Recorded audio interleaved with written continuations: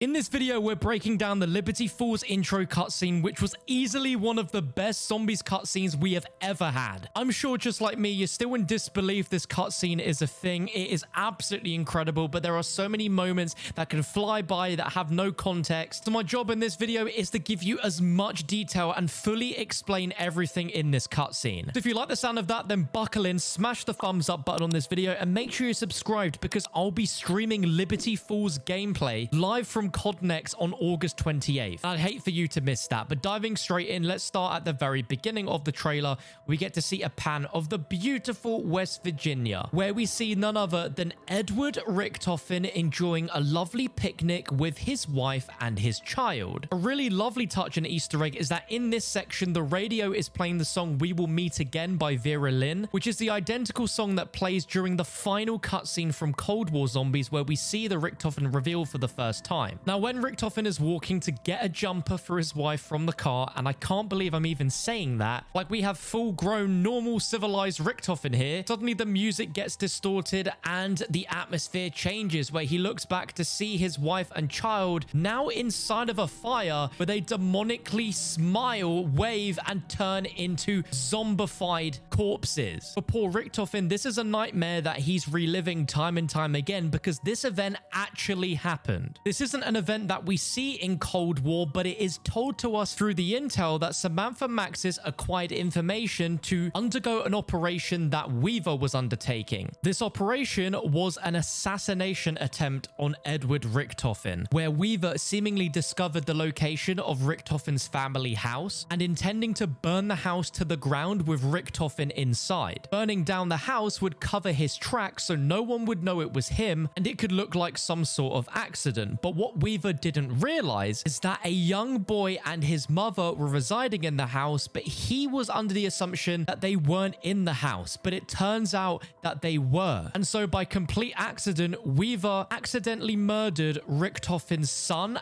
and his wife. Following this, Weaver immediately went to Maxis's apartment, where he was deeply shaken and disturbed by the accidental deaths of the mother and child. And this is a traumatic event which has clearly disturbed Richtofen for over a decade. And this flashback is to what we assume would be Richtofen's perfect world, where both his wife and son would still exist, but he is taunted with nightmares of this tragic event. This might explain a lot on why Requiem were locked up in solitary confinement for seemingly forever, which is why in the Terminus cutscene we see Weaver scratching Richtofen's name in the wall, because at this point they both hate each other for very different reasons. Treyarch also really want us to know about this because in Weaver's bio for Black Ops 6 Zombies from the blog, it states that Weaver is willing to burn the whole house down to expose the corruption that has led them to their current situation. As Richtofen looks over to the family photograph, we can see it says Liberty Falls, West Virginia, 18th of February 1991 at 1500 hours. Whilst if we look at the Terminus intro cutscene, we can see that that takes place in the Philippine Sea on the 19th of February 1991 at 0300 hours, as the Philippines is 12 hours ahead. So as Treyarch has stated, these maps are both happening at the exact same time. Richtofen is then alerted to a dimensional breach in progress, and Dr. Panos says something is wrong with Sam, referencing Samantha Maxis, who we last saw at the end of Black Ops Cold War Zombies sacrifice herself to take down the Forsaken, trapping her inside the dark ether. We then have the most badass shot in all of Zombies, where Richtofen sleeps with the Wonderwaffe DG2 next to his bedside, which is insane, and we learn from the Modern Warfare Zombies ending cutscene that there are Project Janus blueprints for the Wonderwaffe DG2, showing that Richtofen is now mass manufacturing the Wonderwaffe DG2, but since we're in the Dark Ether universe, it was confirmed all the way in Call of Duty Vanguard that the Wonderwaffe was originally created by Ulrich Vogel, who created the Wonderwaffe DG2 for Die Warhigh at the request of their leader Wolfram von List, using calculations from Dr. Oscar Strauss. If you don't know who Ulrich Vogel is, he is the director of Project End Station and was purely responsible for leading the project that opened a Dark Ether breach between the Dark Ether and Earth. So it's very clear that Richtofen came across this old research from the 1940s and adapted it to manufacture his own version of the Wonderwaffe. But with the Wonderwaffe beside his bedside, and when he leaves, we see a mirror that looks suspiciously like the mirror that Ava Jansen is snatched by in the ending of Modern Warfare Zombies. The fact she comes across Wonderwaffe blueprints could indicate that the room she's in in is the exact room that Richtofen is in 30 years prior, and he is not afraid to use it. All of the locals in Liberty Falls have suddenly become zombified as part of this incursion, and Richtofen commands a character called Blanchard to secure the command post, asking to bring in response teams to get Liberty Falls locked down, and we as the players are going to be playing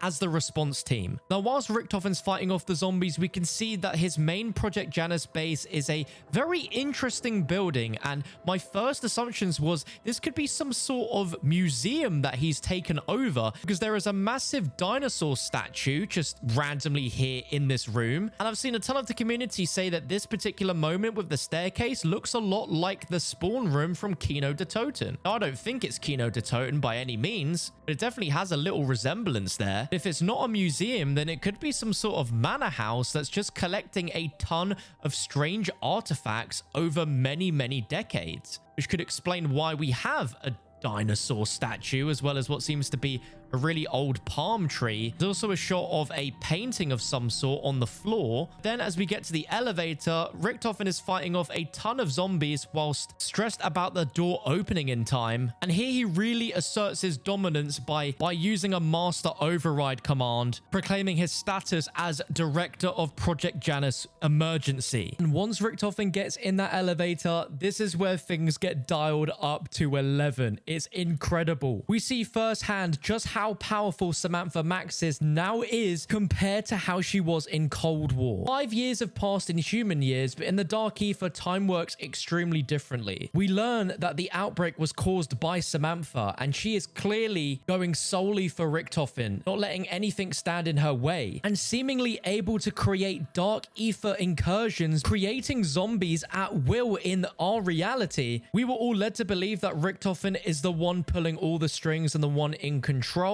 This demonstrates that things are not at all as he thinks they are. Now, I'm going to play this clip for you in 100% speed and listen very closely to the song that plays when Richtofen disappears. I swear to you, son, you'll never be free! That is Samantha's lullaby. A song that we first heard in Origins, and then we heard new versions throughout Black Ops 3 Zombies, which usually pertains to her being the one in control. Goosebumps. Samantha's ethereal presence grabs him and states that she will never be free, meaning free from the Dark Ether. But what is insane is that we've been all led to believe that Richtofen wants to gain control of the Dark Ether to use it for his own will. And the idea of Project Janus being the opening of gateways, the beginning and the end, one of the main theories is that Richtofen was creating this project to actually try and bring back his wife and son. We learn in Cold War Zombies intel that his son was named Samuel. Now, back in the old Ether storyline, Richtofen had a very personal connection with a character called Samuel Stuhlinger, who he was able to talk to directly in his head. Richtofen's son being called Samuel, I don't think is a coincidence whatsoever, and it is possible that he named him after Stuhlinger, meaning that Richtofen has full conscience and knowledge of the events that Victus went through,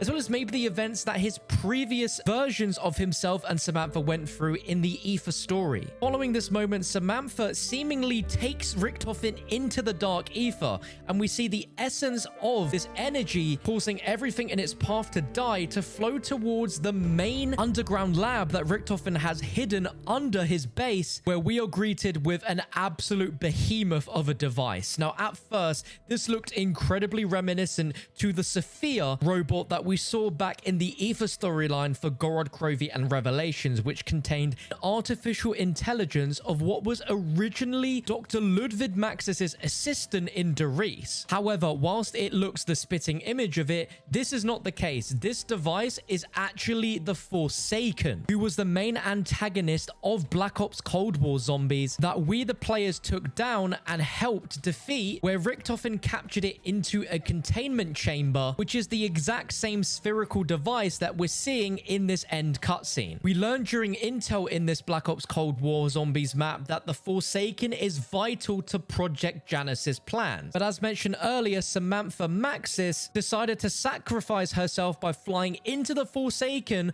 after the Forsaken showed a vision of the future should he be defeated, which was a vision showing all of the Requiem members dead in a prison cell. And what do we see in the year 2021 in Urzikstan? All 4 of the Requiem senior staff dead. So Samantha is technically inside the Forsaken, who is captured by this machine. So it's made clear by Richtofen that Samantha is stuck in the dark ether. She is not part of the Forsaken or within this device. And the device that the Forsaken is in was designed to weaken his powers, nullifying any of his unnatural abilities. So what we could be seeing here is Samantha overtaking this device and being able to manipulate her powers to take full control of this device. And whilst she can't physically manifest into our world and leave the dark ether, she can manipulate this world as much as she chooses and potentially use other means for her bidding. An incredibly interesting correlation is the fact that we have Samantha within the Forsaken sphere. But in the Call of Duty blog where they described about trials returning, they originally had this design that mentions that these were called SAM trials, and the screen in front of it literally says